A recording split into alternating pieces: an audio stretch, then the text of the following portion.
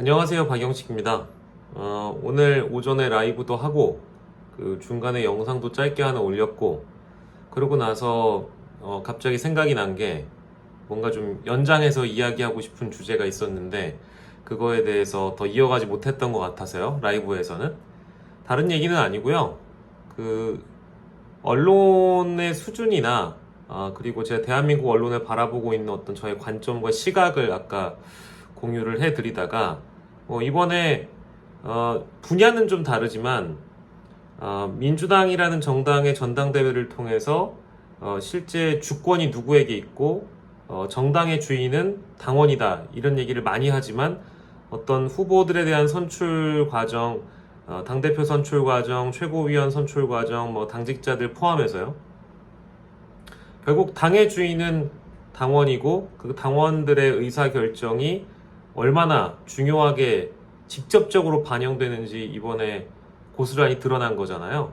근데 그동안의 어떤 선출 과정이나 이런 데는 그 투표 비율 때문에 대의원, 권리당원 이런 비율 때문에 그동안은 좀 논란이 있었지만 이번에 이 당원 민주주의가 어떤지를 제대로 보여준 것 같다. 이제 그 얘기하면서 언론 얘기를 했었어요. 그러니까 언론 소비자들이 없다면 언론 스스로가 존재할 목적이나 이유를 다시 한번 고민을 해봐야 되는 거잖아요.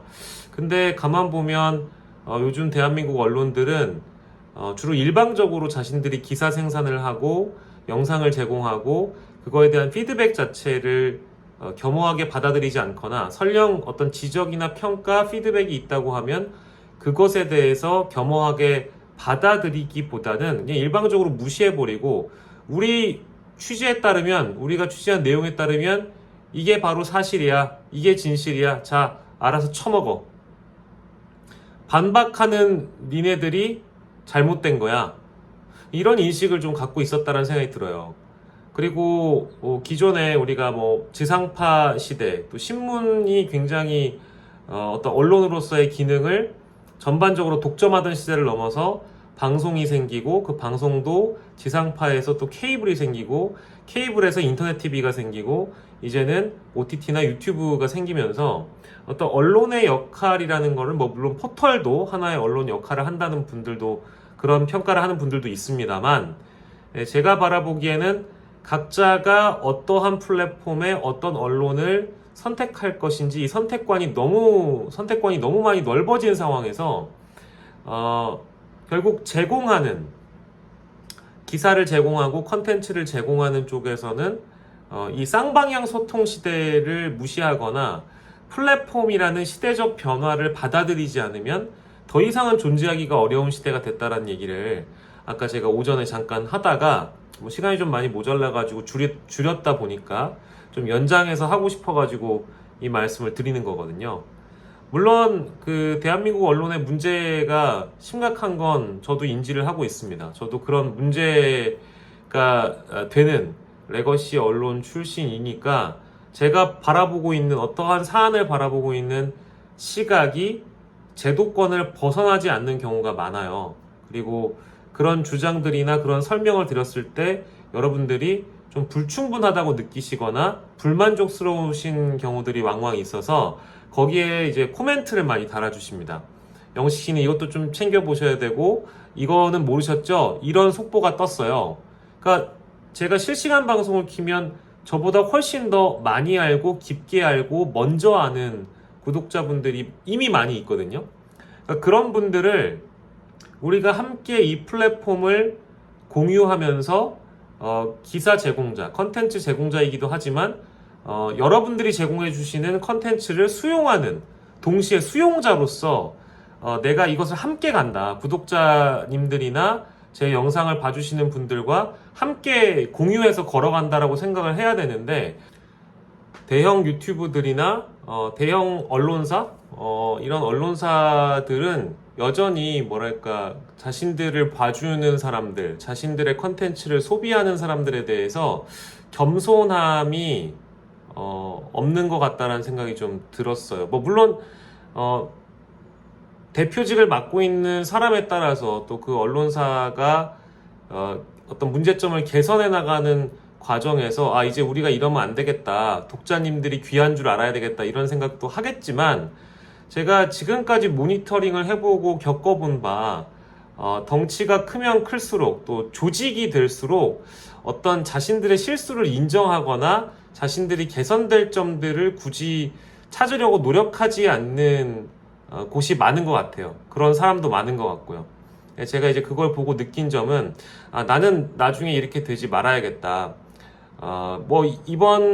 지난 한 달간 느낀 바도 굉장히 많이 있고, 지금 제가 어쨌든 유튜브가 성장해 나가는 단계에서, 저와는 다른 생각을 하시는 분들의 의견, 저를 비판할 수는 있으나, 비난하시는 분들은 제가 뭐 정신건강에 해로우니까 그냥 뭐 차단시켜버리는데, 저를 합리적으로 비판하시는 분들, 그리고 다른 생각을 가지신 분들의 의견도 얼마든지 열어놓고 듣는 자세가 중요하다라는 걸 지금 이 4만 구독자인 박영식도 이렇게 생각을 하는데, 다른 대형 언론사나 유튜브들은 그런 생각을 하는 게 좋지 않을까요?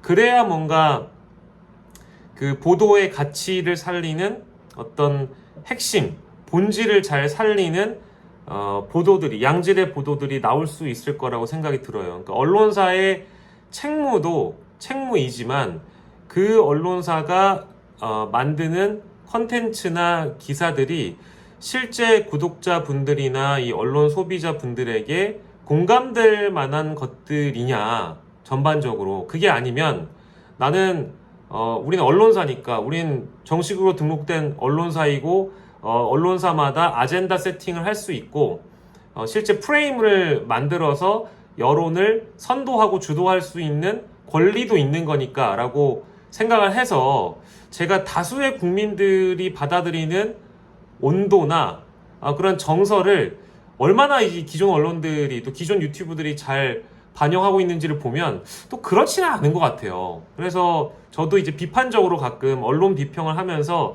이런 제목은 핀트를 잘못 잡은 거 아닐까? 이런 핵심 내지는 야마라고 잡는다고 써놨는데 이게 지금 이 내용의 본질은 아닐 텐데, 혹은 응당 다뤄줘야 될 내용을 다뤄주고 있지 않고 다른 곳으로 기사가 이미 시선을 좀 돌리게 한다든지, 이런 건 잘못된 것 같아요. 그러니까 물론 그 습성이라는 게 정부 광고도 받아야 되고 기업 광고도 받아야 되기 때문에 뭔가 비판을 자유롭게 할 수 없다라는 언론의 한계나 이런 제한들도 저는 분명히 있다고 보거든요. 그 현실이죠. 그렇지만 봐주는 사람은 누구인가? 결국 국민이고, 결국 언론 소비자들이고, 결국 유튜브 소비층들인데, 응당 다뤄야 될 주제를 다루지 않는 것도 책임을 방기하고 의무를 잊어버린 것이다. 그리고 이런 목소리를 저뿐만 아니라 구독자분들이나 이 소비자분들이 댓글로 표현하거나 아니면 항의 전화를 하거나 언론사에도 하거나 뭐 항의 댓글도 달잖아요. 그런 걸 하면 좀 쳐다봐야 되는데 마치 댓글 한두 개, 뭐 아주 소수의 댓글이 과대 대표되는 것처럼 생각하고 이거를 그냥 무시해 버린다든지. 근데 때론 뭐 물론 댓글이라는 게 전체 의견은 다 아니라고 저도 생각해요. 100개의 댓글이 있으면 두세 개의 댓글이 그 전체의 의견을 주도하거나 선도하거나 과대 대표되는 건 아니라고 보지만, 그 두세 개의 댓글이 만약에 비판의 합리성을 갖추고 있고 그 언론사와 그 유튜브가 깨달아야 되는 지점을, 본질을 깊게 건드리고 있다고 한다면 그 목소리를 듣고 무시해서는 안 된다. 그런 말씀을 좀 드리고 싶고요.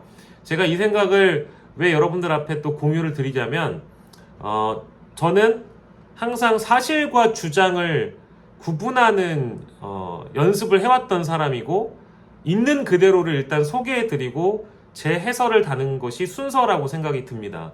그래서 이 내용을 담는 계기가 어떤 거였냐면, 제 방송을 보실 때 제가 한 말이 아니라 어떠한 정치인, 어떤 고위 공무원이 한 표현을 그대로 옮기잖아요. 그거는 사실입니다. 그 사람이 그런 발언을 한 사실이 있다. 그래서 그 사실, 그 문장을 제가 그대로 읽었던 것 뿐이거든요. 그 문장을 읽는다고 해서 그 문장이 저의 생각과 동일할 수는 없는 거잖아요.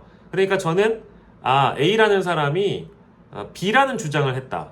B라는 주장을 한 것에 대한 기사를 소개해드렸는데 그 소개가 불편하셨는지 말은 좀 똑바로 합시다. 무슨 내용인지 몰라요. 막 이제 강하게 비판하시는 분들이 계세요.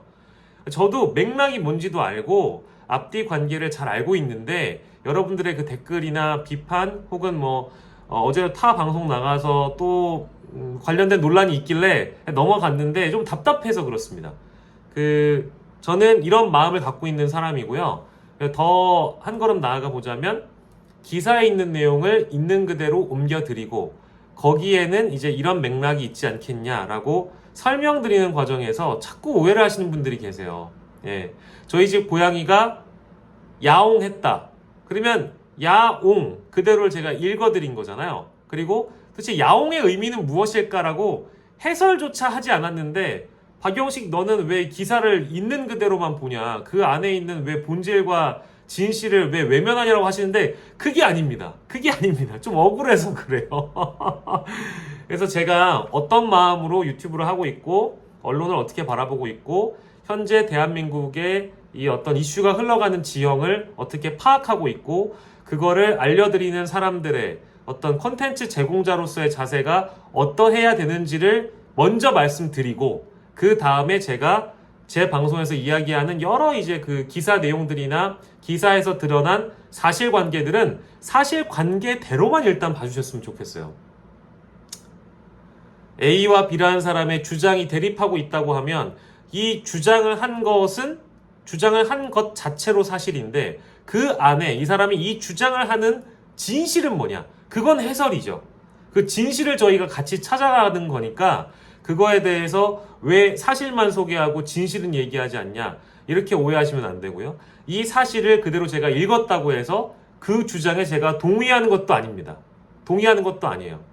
그러니까 저는 어디까지나 어떤 사람의 주장이 있으면 그 주장을 한 히스토리가 있다, 사실이 있다면 소개를 해드리고 이런 주장이나 이런 기사는 왜 나왔을까라는 이면을 함께 이제 여러분들과 분석하고 진단하는 단계에 있는 사람이니까 가끔 뭐 생방송 하다 보면은 그 제 본의가 과장되거나 심지어 왜곡도 될 수 있는 거라고 생각해요. 근데 그런 왜곡을 이리저리 막 퍼나르시는 것도 그거 잘못된 것 같아요. 그래서 그런 분들은 제가 과감하게 지워버리기도 하거든요. 그러니까 비난과 비판은 저도 구분할 줄 알고요. 사실과 주장 그리고 진실 이런 것들도 다 구분할 줄 아는 사람입니다. 그러니까 여러분들이 제 방송을 보실 때 이런 기사가 나왔다. 그리고 A라는 정치인이 혹은 B라는 고위공직자가 이러이러하게 말을 했다. 까지는 제 말이 아니에요. 이 사람이 한 말이지. 이 사람이 한 말에 대해서 소개를 해드린 겁니다. 그 소개해놓고 나서 그 다음에 어떤 이면이 있는 걸까를 같이 알아가는 과정에서 뭔가 또 여러분들이 제 말만 똑 떼어놓고 혹시나 오해하시지 않길 바라면서 정말 이제 저도 많이 유명해졌나 봐요. 저도 많이 이제 유튜브가 커졌는지 많은 분들이 보시다 보니까 이런저런 의견 많이 수렴을 하고 있습니다. 근데 뭐 어떤 분들은 댓글 하나하나에 예민하게 반응하지 마라고 말씀하시는데 제가 예민하게 반응을 하는 건 아니고 그래도 다 저와는 생각이 다르지만 합리적인 비판인 것 같은 댓글들은 댓글창에 남겨두고 너무 과도한 비난, 욕설, 반말 이런 거는 가차없이 제가 제 정신건강을 위해서 철퇴를 내릴 거니까 그렇게 이해해 주시면 되겠습니다. 아유 참 설명이 좀 깔끔했나요? 예, 오늘 이제 점심 먹으러 나가기 전에 요 영상 마지막으로 하나만 올리고 나가려고요. 저희 고양이들도 좀 주무시는 것 같으니까 저희 사무실 고양이들인데 이 사무실 고양이들도 이제 주무시는 시간이니까 제가 나가드려야 될 것 같습니다. 여러분 오늘 여전히 덥네요. 좋은 하루 보내시고 이따 밤 10시 15분에 만나요. 10시 15분 박영식 라이브에서 뵙겠습니다. 여러분 안녕, 맛있는 거 드세요.